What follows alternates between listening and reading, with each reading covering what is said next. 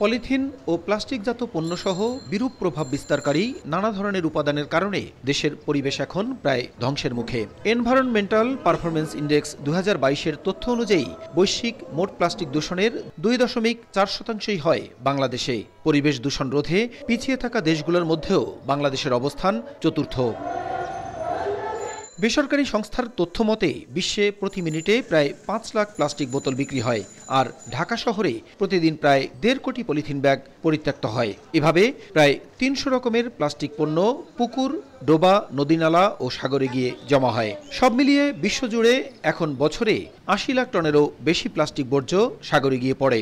খাদ্যচক্রের মাধ্যমে প্রতিদিন প্লাস্টিকের অতি ক্ষুদ্র কণা মানুষের দেহে প্রবেশ করায় দেখা দেয় নানা ধরনের জটিল রোগ। এমন বাস্তবতায় বিশ্বজুড়ে প্লাস্টিকের উৎপাদন, ব্যবহার ও ক্ষতিকর প্রভাব কমিয়ে আনতে একটি আন্তর্জাতিক চুক্তি করার লক্ষ্যে সোমবার কানাডার রাজধানী অটোয়ায় হয় জাতিসংঘের সপ্তাহব্যাপী পরিবেশ সম্মেলন। সম্মেলনে অংশগ্রহণ করেন জাতিসংঘের সদস্যভুক্ত 192টি দেশের সরকারি প্রতিনিধি। এ সময় বাংলাদেশের প্লাস্টিক দূষণের ভয়াবহ চিত্র তুলে ধরার পাশাপাশি নদী ও সমুদ্র রক্ষায় বিশেষ কর্মসূচির পদক্ষেপ নেয়ার আহ্বান জানান অংশগ্রহণকারী কর্মকর্তা ও বিশেষজ্ঞরা। 1, 2, 3 ঢাকায় জমি জিতে নিন 100% ক্যাশব্যাক সহ 20 কোটি টাকার পুরস্কার। চূড়ান্ত মিটিং অনুষ্ঠানের পরে একটি ট্রিটির ব্যাপারে এগ্রিমেন্ট স্বাক্ষর হবে বলে আশা করা যাচ্ছে। আগামী বছর এই ট্রিটি স্বাক্ষরিত হবে বলে ধারণা করা হচ্ছে।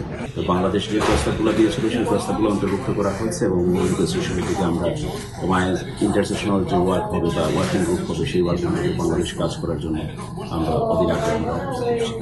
এদিকে দূষণ কমাতে আন্তর্জাতিক চাপ সৃষ্টি সহ দেশে টেকসই বর্জ্য ব্যবস্থাপনার পাশাপাশি স্বাস্থ্য ঝুঁকি নিশ্চিতে কাজ করার উপর জোর দেন সংশ্লিষ্টরা। এর মাধ্যমে বাংলাদেশ একটা সাস্টেনেবল যে প্লাস্টিক ম্যানেজমেন্ট প্রসেসের ভিতরে যেতে পারবে এবং একটা জাস্ট ট্রানজিশন এই যে সেক্টরের ভিতর যে সমস্ত আমাদের ওয়েস্ট পিকার থেকে শুরু করে প্লাস্টিক ম্যানুফ্যাকচারিং যে ইন্ডাস্ট্রিগুলো রয়েছে সেখানে প্লাস্টিকের যে ক্ষতিকারক যে প্রভাবগুলো সেগুলোকে কমিয়ে আনা এবং সহনশীল মাত্রায় এনে প্লাস্টিককে নিয়ন্ত্রণ করা। প্লাস্টিকের দূষণ কমাতে নিজ নিজ দেশের কর্মপরিকল্পনা বাস্তবায়নে কার্যকর উদ্যোগ নেয়ার কথা জানায় জাতিসংঘ।